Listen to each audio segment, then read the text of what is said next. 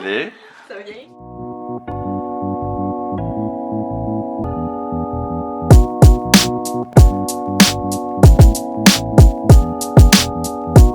Aujourd'hui, on est dans le Vieux-Québec. Je suis avec mon amie Charlotte Rosa. Elle m'a demandé de faire une petite visite guidée du Vieux-Québec.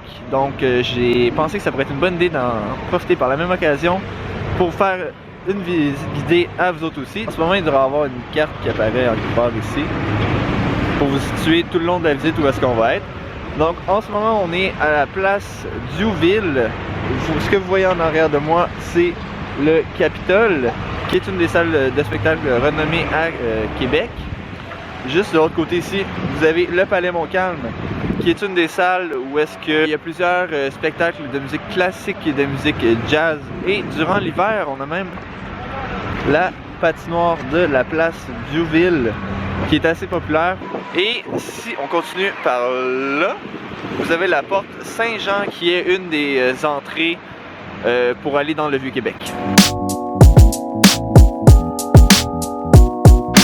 On est rendu au coin de la rue Saint-Jean et de la côte du Palais, et le bâtiment que vous voyez juste là, c'est l'Hôtel-Dieu de Québec, qui est le plus vieil établissement hospitalier au nord du Mexique et qui a été fondé en 1639 par les sœurs Augustine lors de leur arrivée au Québec. On est au coin de la rue de Buade et de la rue des Jardins, et ce que vous voyez derrière moi juste là, c'est la basilique cathédrale de Québec, qui contient les ossements du premier évêque de Québec, Monseigneur de Laval, et depuis 2013 qui a sa propre porte sainte, qui est une porte qui a été sacralisée par le pape. Juste à côté, juste là, vous avez l'ancien séminaire de Québec, qui est là où est-ce que l'Université Laval a commencé. Juste à côté là, vous avez le premier Simons au Québec, et juste là, vous avez l'Hôtel de Ville de Québec, qui change ses décorations à chaque saison ou à chaque fête importante comme l'Halloween, Noël. Et comme vous voyez là, c'est les décorations pour l'hiver.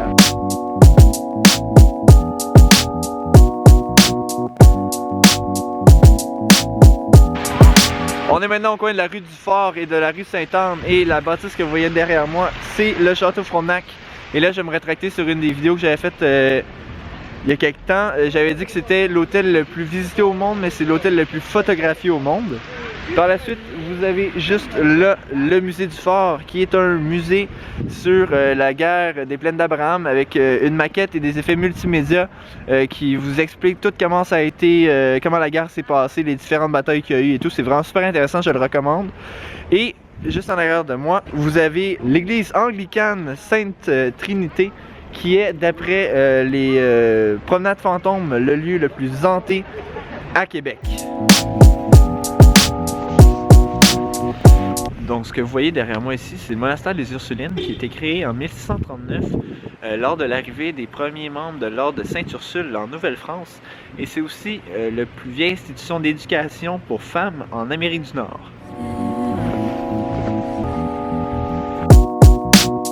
Derrière moi ici, on a la porte Saint-Louis, qui est la troisième porte de ce côté des fortifications du Vieux-Québec. Donc on a la porte Saint-Louis ici, dans le milieu on a la porte Kent, et comme je vous ai montré au début de la vidéo, en bas on a la porte Saint-Jean.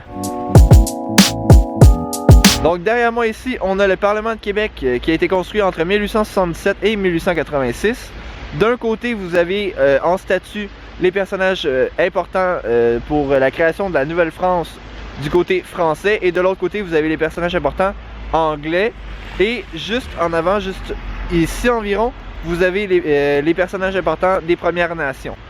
Ensuite, juste ici, vous avez la fontaine de Tourny, qui est un cadeau de la ville de Bordeaux en France pour le 400e de la ville de Québec. C'est une fontaine du 19e siècle. Donc comme je vous expliquais tout à l'heure avec les personnages importants français et anglais, ici on a les deux personnages importants pour la guerre des plaines d'Abraham.